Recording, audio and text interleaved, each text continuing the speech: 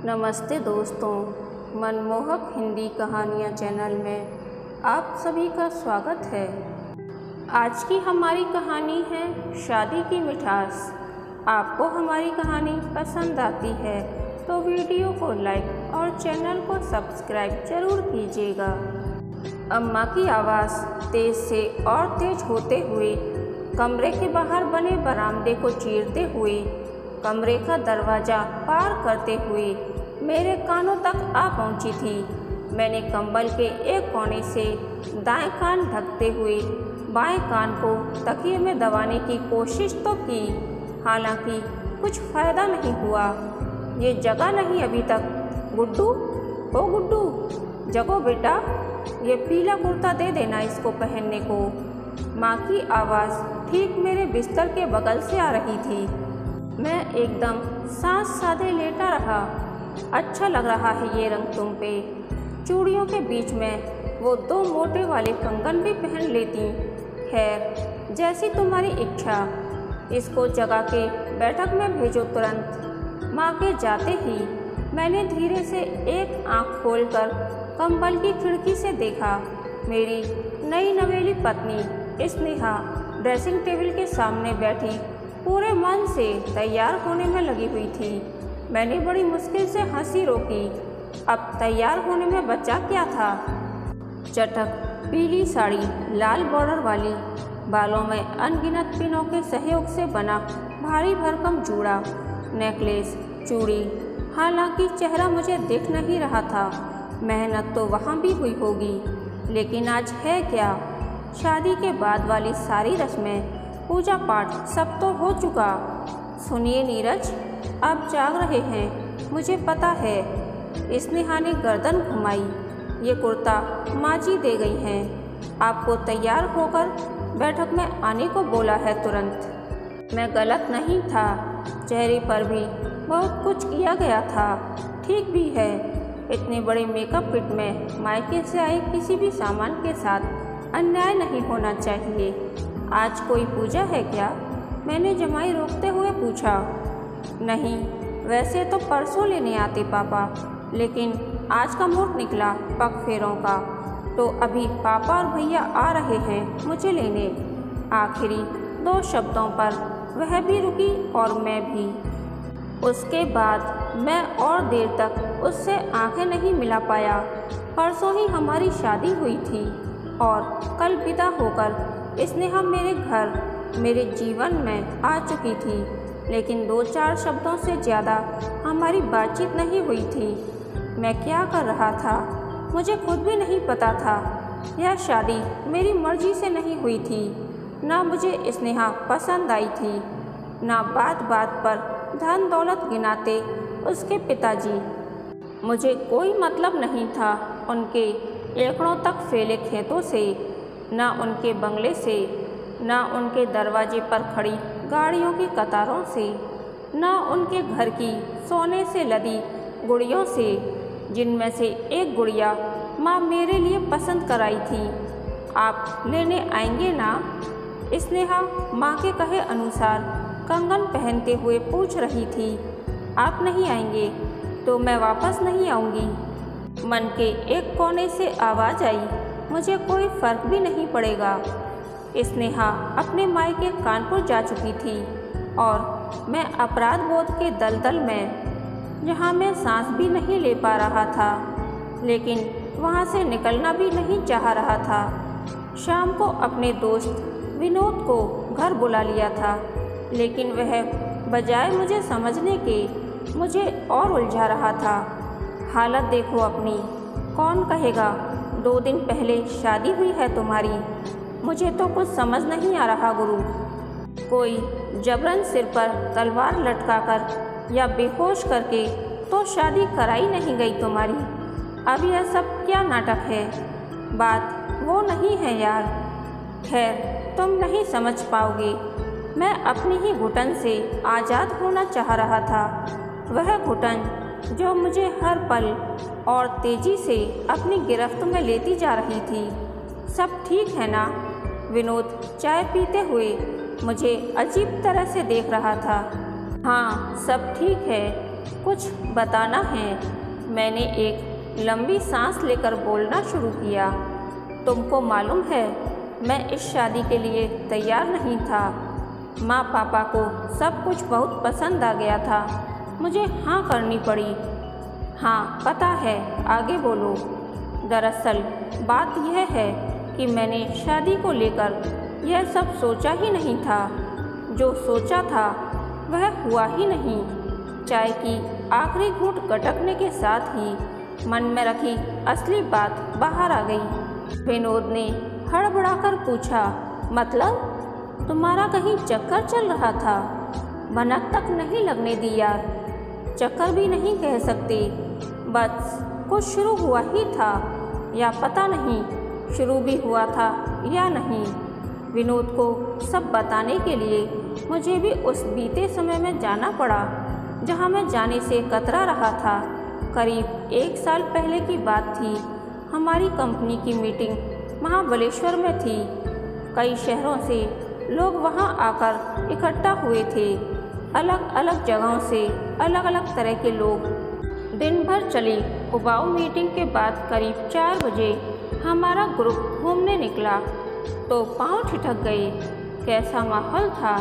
सजे सवरे घूमते पर्यटक, नीचे तक उतर आए बादल, उबलते स्वीट कॉर्न की हवा में घुली हुई महक और हर थोड़ी दूर पर लाल लाल स्ट्रॉबेरी के ढेर। आप भुट्टा भूनकर नहीं देते? एक आवाज़ जिस पर मैं चौंक कर पलटा था। यह शब्द भुट्टा, यह तो यूपी में बोलते हैं। देखा तो एक बेफिक्र सी लड़की बेतरतीब फैले बालों को एक हाथ से चेहरे पर से हटाती हुई दूसरे हाथ से पर्स से रुपए निकाल रही थी। यह वो पल था जहां मैं ठहर गया था। अगले आधे घंटे में मैंने पता लगा लिया था कि वो यानी विनीता हमारी कंपनी की बनारस ब्रांच से थी और हमारे साथ ट्रेनिंग के लिए आई थी। मुझे महाबलेश्वर थोड़ा और अच्छा लगने लगा था। वे 5 दिन सपनों जैसे थे, एकदम खिला खिला मौसम, हम उम्र लोग, सपने, खिलखिलाहट, सब कुछ जैसे एक सा था। ट्रेनिंग के घंटे कैसे बीतते थे पता नहीं चलता था। उसके बाद आती थी शाम, वैसी ही धुंधली सी, जादू जैसी शाम, जैसी शाम में मैंने विनीता को पहली बार देखा था। जब हम सब साथ बैठते थे, विनीता की खिलखिलाहट सुनकर मैं मुस्कुरा देता था और सबसे बचते बचाते उसको देखता रहता था। मैंने जिंदगी से यही तो मांगा था, एक मनपसंद नौकरी और एक ऐसी जिंदा दिल जीवन संगनी। लेकिन बात तो वहीं की वहीं अटकी थी। कुछ कहने के लिए हिम्मत बटोरना, कहीं जल्दबाजी तो नहीं हो जाएगी। कल आखिरी दिन है ट्रेनिंग का।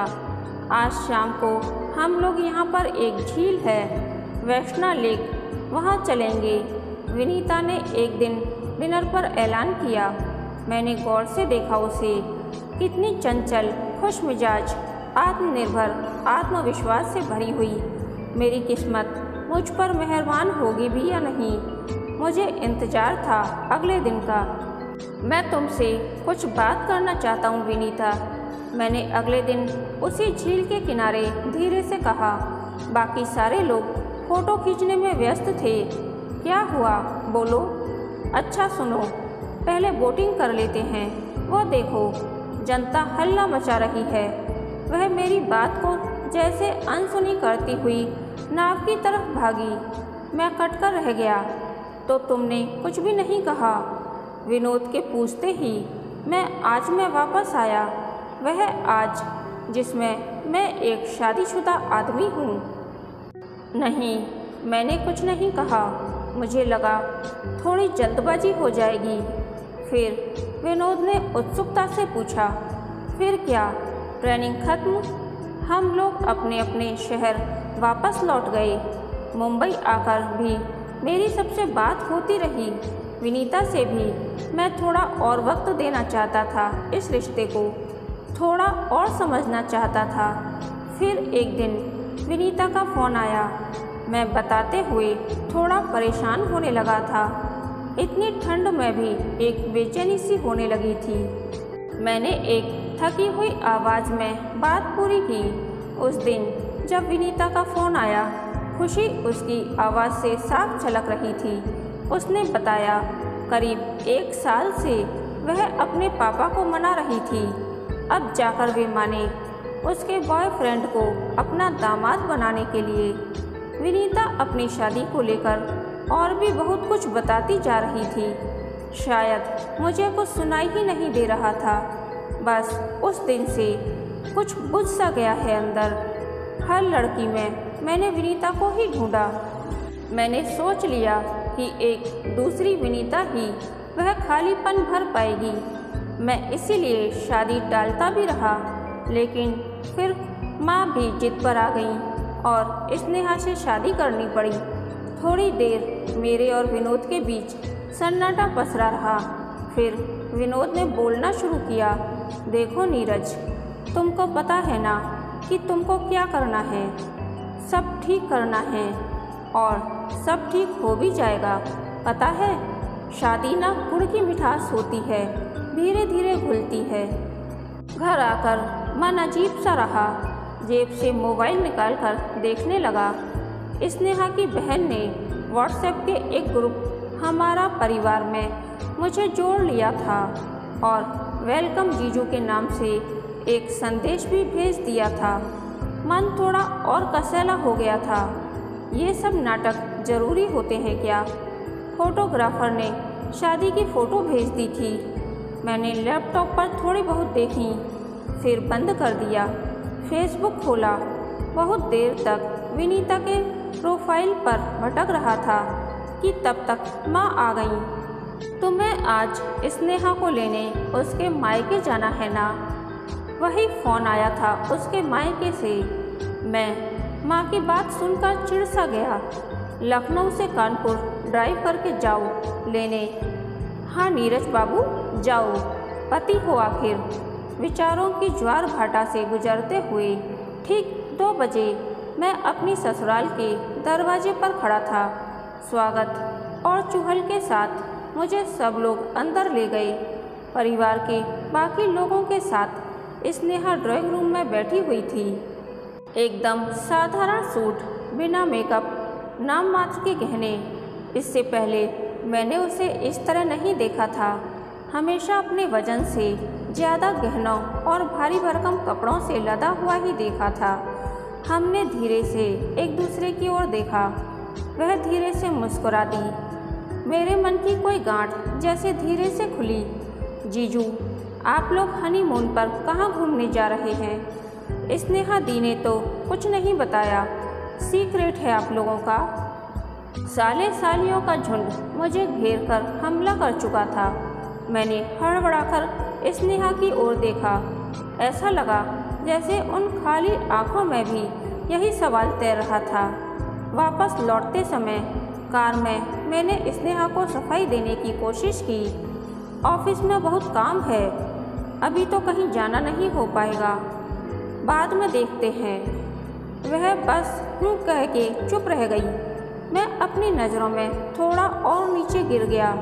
लड़ लेती, झगड़ लेती या कुछ और पूछती कि ऐसा भी क्या काम है ऑफिस में, मगर नहीं, वह शांत थी और यही शांति मुझे बेचैन कर रही थी। स्नेहा कोई शिकायत क्यों नहीं करती? स्नेहा को मायके से आए लगभग 15 दिन हो चुके थे और मैं ईमानदारी से कहूँ तो इन 15 दिनों में एक बार भी मुझे वो क्या कहते हैं, हाँ, स्पार्क, वह हम दोनों के बीच महसूस नहीं हुआ था। दूर खड़े होकर देखें तो सब कुछ अच्छा था। स्नेहा घर में सबसे घुलने मिलने लगी थी। माँ पापा के साथ उसकी बातें, हंसी मजाक, घर का माहौल यूँ तो खुशनुमा रहता था। लेकिन हम दोनों एक रस्म जैसी निभा रहे थे, वह जिंदगी जो त्योहार जैसी बीतनी चाहिए थी।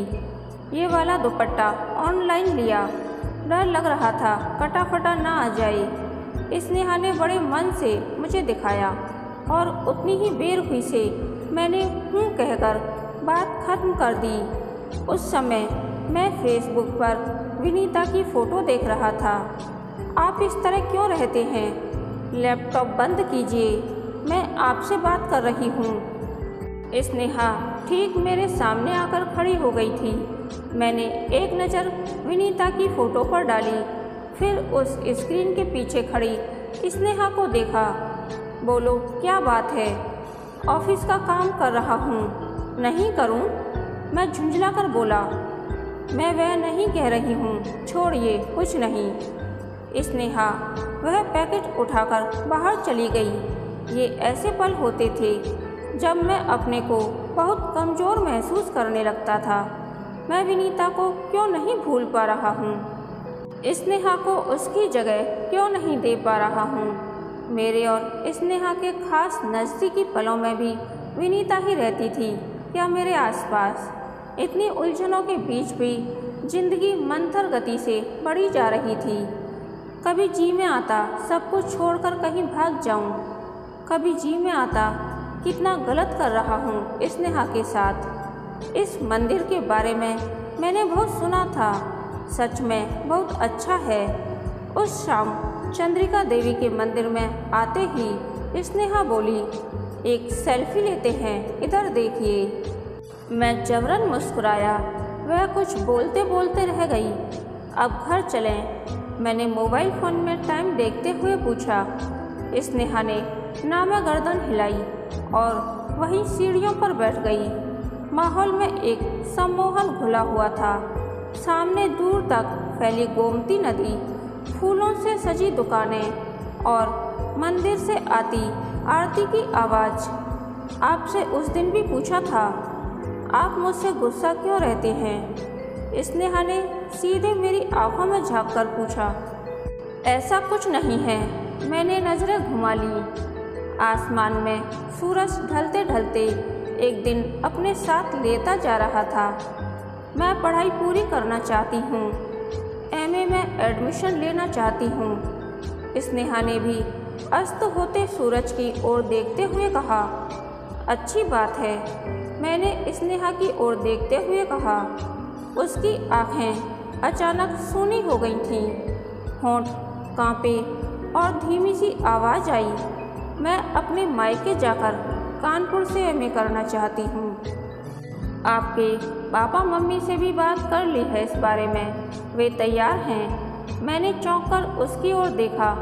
चेहरा सपाट था, जैसे बहुत कुछ सोचकर उसने बोला हो। मैंने और गौर करके उसका चेहरा देखा। उस सपाट चेहरे पर दर्द की कुछ लकीरें खिंची हुई थीं। मैं घर आकर बेकल हो गया था। पूरी रात ढंग से सो नहीं पाया। एक बेचैनी मेरे ऊपर हावी रही। अजीब अजीब से सपने आते रहे।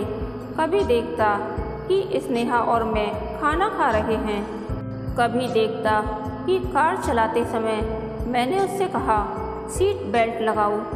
फिर देखा कि वह उसी मंदिर वाली सीढ़ी पर बैठकर कह रही है, अब मैं कभी वापस नहीं आऊँगी। एकदम से हड़बड़ाकर आँख खुली, देखा स्नेहा बगल में सो रही थी।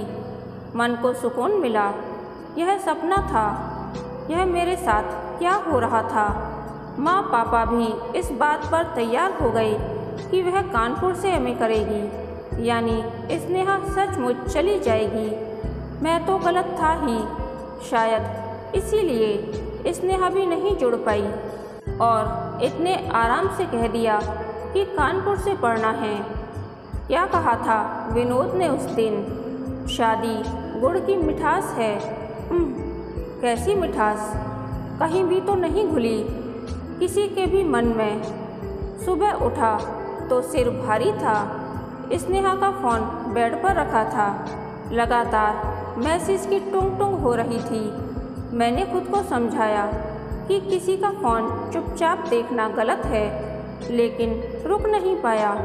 फ़ोन में देखा कई मैसेज में से एक स्नेहा की भाभी का मैसेज था। तुम कल इतना रोई, मेरा भी जी दुख गया स्नेहा। मैं कुछ समझ नहीं पा रहा था। जा तो रही है इनकी स्नेहा इनके पास, फिर किस बात पर जी दुखा जा रहा है। स्क्रॉल करके ऊपर वाले मैसेज पढ़े। स्नेहा के भेजे एक मैसेज पर आंखें रुक गईं। मैंने कह दिया भाभी कि मैं कानपुर से एमए करूंगी। इनको तब भी कोई फ़र्क नहीं पड़ा, वैसा ही मुंह बना रहा जैसा हमेशा रहता है। ये तो रह लेंगे आराम से मेरे बिना। यह क्या लिखा है? मैं अपना सिर पकड़कर बैठ गया। वह समझ नहीं पा रही है कि मैं अलग नहीं रहना चाहता। मैं खुद कितना बड़ा बेवकूफ़ हूँ। उससे कह क्यों नहीं देता कि मैं नहीं चाहता अलग रहना। मैं फैसला ले चुका था, बस बहुत हुआ। अब मैं सब ठीक करके ही रहूँगा।